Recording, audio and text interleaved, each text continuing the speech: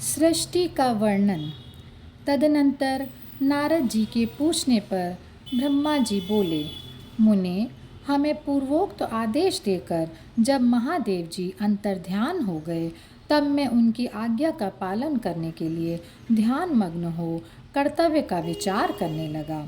उस समय भगवान शंकर को नमस्कार करके श्री हरि से ज्ञान पाकर परमानंद को प्राप्त हो मैंने सृष्टि करने का निश्चय किया। तात भगवान विष्णु भी वहाँ सदाशिव को प्रणाम करके मुझे आवश्यक उपदेश देकर तत्काल अदृश्य हो गए। वे ब्रह्मांड से बाहर जाकर भगवान शिव की कृपा प्राप्त करके वैकुंठ धाम में जा पहुँचे और सदा ही वहीं रहने लगे। मैंने सृष्टि की इच्छा से भगवान शिव और विष्णु का स्मरण करके पहले के रचे हुए जल में अपनी अंजलि डालकर जल को ऊपर की ओर उछाला। इससे वहाँ एक अंड प्रकट हुआ जो 24 तत्वों का समूह कहा जाता है। विप्रवर, वह विराट आकार वाला अंड जड़ रूप ही था। उसमें चेतनता ना देखकर मुझे बड़ा संशय हुआ और मैं अत्यंत कठोर तप करने लगा। 12 वर्षों तक भगवान विष्णु के चिंतन में लगा रहा। तात वह समय पूर्ण होने पर भगवान श्री हरि स्वयं प्रकट हुए और बड़े प्रेम से मेरे अंगों का स्पर्श करते हुए मुझे प्रसन्नतापूर्वक बोले। श्री विष्णु जी ने कहा, ब्राह्मण, तुम वर मांगो, मैं प्रसन्न हूँ। मुझे तुम्हारे लिए कुछ भी अदेय नहीं है। भगवान शिव की कृपा से मैं सब कुछ देने में समर्थ हूँ। ब्रह्मा बोले, अर्थात मैंने कहा, महाभाग, आपने जो मुझ पर कृपा की है वह सर्वथा उचित ही है, क्योंकि भगवान शंकर ने मुझे आपके हाथों में सौंप दिया है। विष्णु, आपको नमस्कार है। आज मैं आपसे जो कुछ मांगता हूँ उसे दीजिए। प्रभो, यह विराट रूप 24 तत्वों से बना हुआ अंड किसी तरह चेतन नहीं हो पा रहा है, जड़ीभूत दिखाई देता है।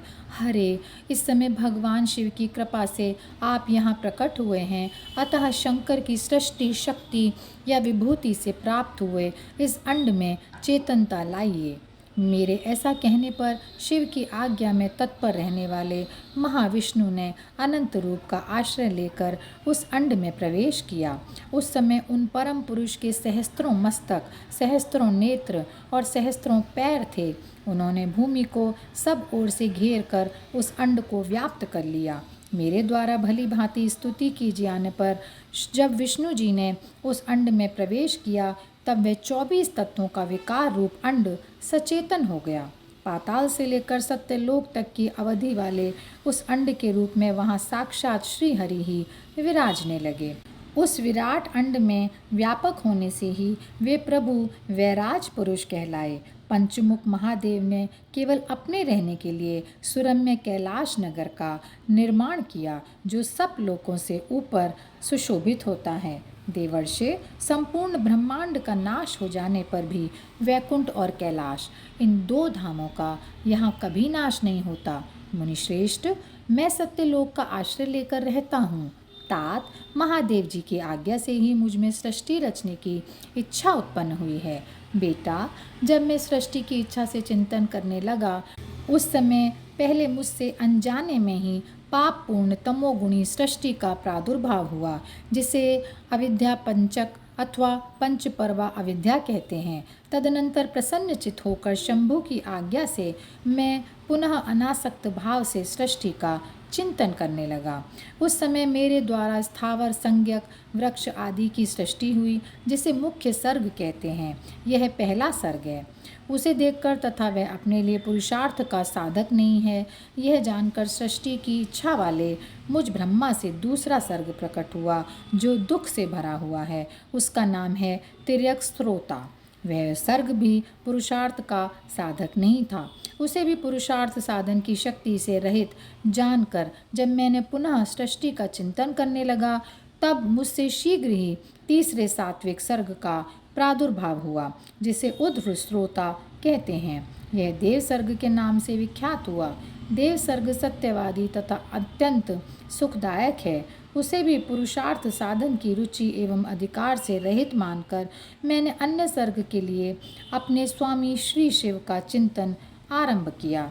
तब भगवान शंकर की आज्ञा से एक रजोगुणी सृष्टि का प्रादुर्भाव हुआ, जिसे अर्वाक श्रोता कहा गया है।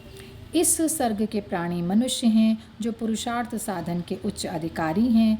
तदनंतर महादेव जी की आज्ञा से भूत आदि की सृष्टि हुई। इस प्रकार मैंने 5 तरह की वैकृत सृष्टि का वर्णन किया है। इनके सिवा 3 प्राकृत सर्ग भी कहे गए हैं, जो मुझ ब्रह्मा के सानिध्य से प्रकृति से ही प्रकट हुए हैं। इनमें पहला महतत्व का सर्ग है, दूसरा सूक्ष्म भूतों अर्थात तन्मात्राओं का सर्ग है, और तीसरा वैकारिक सर्ग कहलाता है। इस तरह ये 3 प्राकृत सर्ग हैं। प्राकृत और वैकृत दोनों प्रकार के सर्गों को मिलाने से 8 सर्ग होते हैं। इनके सिवा नमा कौमार सर्ग है, जो प्राकृत और वैकृत भी है। इन सब के अवान्तर भेद का मैं वर्णन नहीं कर सकता, क्योंकि उसका उपयोग बहुत थोड़ा है। अब द्विजात्मक सर्ग का प्रतिपादन करता हूँ। इसी का दूसरा नाम कौमार सर्ग है, जिसमें सनक सनंदन आदि कुमारों की महत्वपूर्ण सृष्टि हुई है। सनक आदि मेरे 4 मानस पुत्र हैं, जो मुझ ब्रह्मा के ही समान हैं। वे महान वैराग्य से उत्पन्न तथा उत्तम व्रत का पालन करने वाले हुए। उनका मन सदा भगवान शिव के चिंतन में ही लगा रहता है।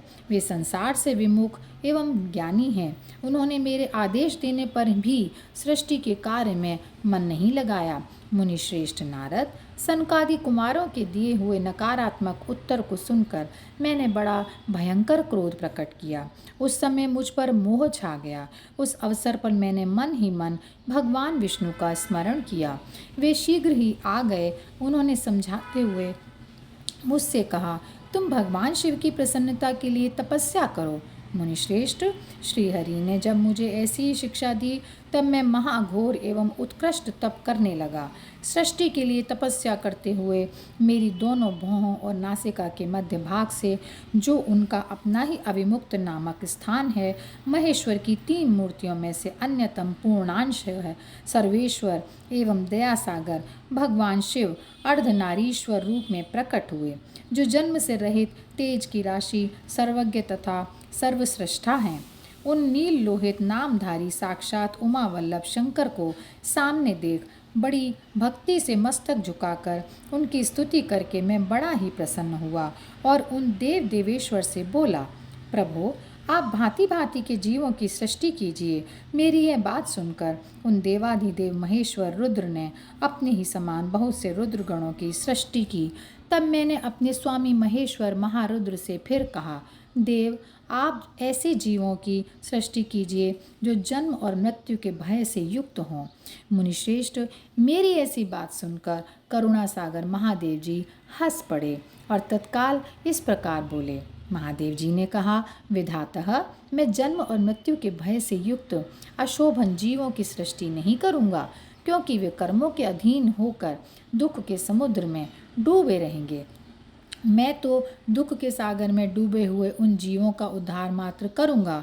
गुरु का स्वरूप धारण करके उत्तम ज्ञान प्रदान कर उन सबको संसार सागर से पार करूँगा। प्रजापते, दुख में डूबे हुए सारे जीव की सृष्टि तो तुम ही करो।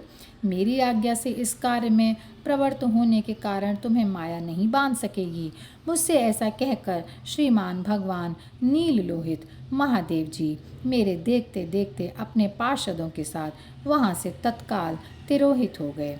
और यहीं पर यह अध्याय समाप्त होता है। ओम नमः शिवाय, ओम नमः शिवाय, ओम नमः शिवाय। ॐ नमः शिवाय, ॐ नमः शिवाय।